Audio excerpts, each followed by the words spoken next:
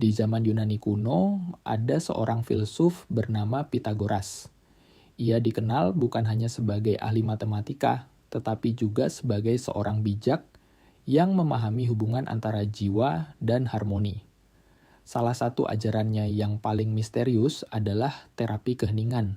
Dikatakan bahwa murid-murid Pitagoras harus berlatih diam selama 5 tahun sebelum mereka diperbolehkan berbicara. Banyak orang menganggap ini sebagai aturan yang aneh, bahkan kejam. Tetapi di balik itu, ada sebuah rahasia tentang bagaimana keheningan bisa menyembuhkan luka batin. Kisah ini akan membawa kita pada perjalanan seorang pemuda yang datang kepada Pitagoras dengan hati yang hancur dan bagaimana keheningan mengubah hidupnya. Di kota Kroton, Yunani, hiduplah seorang pemuda bernama Alexios. Ia adalah seorang pemuda cerdas, tetapi pikirannya selalu gelisah. Ia dihantui oleh masa lalu, kehilangan ayahnya, kegagalan dalam hidup, dan rasa marah yang terus membara di hatinya. Setiap malam, pikirannya dipenuhi oleh suara-suara di kepalanya. Penyesalan, ketakutan, dan amarah. Ia mencoba mencari jawaban dalam kebisingan dunia, tetapi semakin ia mencari, semakin ia merasa tersesat.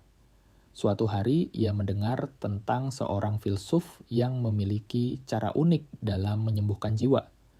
Dengan harapan terakhirnya, Alexios pergi menemui Pitagoras. Saat tiba di sekolah Pitagoras, Alexios langsung bertanya, "Guru, bagaimana aku bisa menemukan kedamaian? Hatiku penuh dengan amarah dan pikiranku tak pernah tenang." Pitagoras menatapnya dengan tenang dan menjawab, "Jika kau ingin menemukan jawaban, kau harus belajar diam." Alexios bingung. Ia berharap mendapatkan wejangan panjang atau rumus ajaib, tetapi Pitagoras malah menyuruhnya diam. "Berapa lama aku harus diam, guru?" tanyanya. Pitagoras tersenyum, "Selama yang kau butuhkan untuk mendengar dirimu sendiri." Sejak hari itu, Alexios harus hidup dalam keheningan. Ia tidak boleh berbicara kepada siapapun, hanya mendengarkan, mengamati, dan merenung.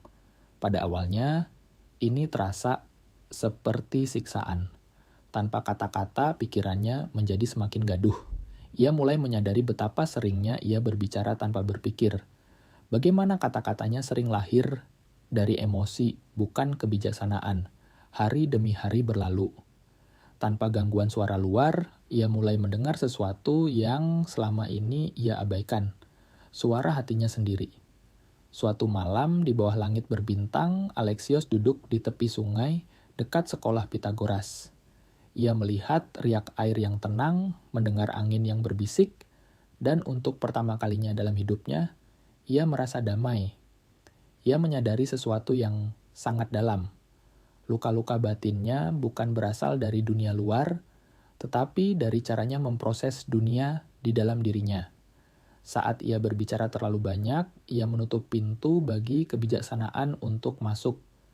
Tetapi saat ia diam, ia bisa melihat segalanya dengan lebih jernih. Saat itulah ia memahami ajaran Pitagoras. Keheningan bukanlah sekadar berhenti berbicara, tetapi belajar mendengarkan.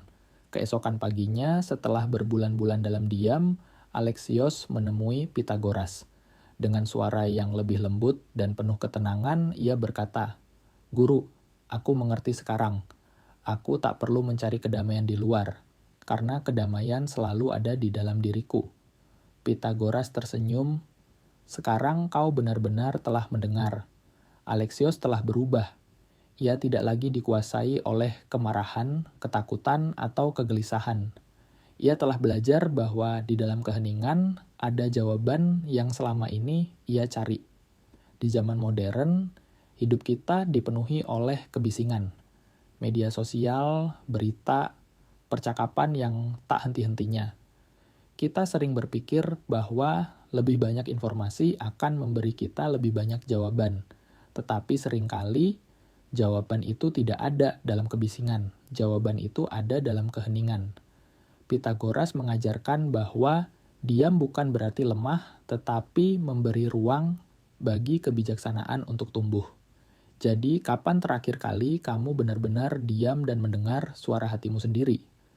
Mungkin sekaranglah waktunya untuk menemukan terapi keheninganmu sendiri.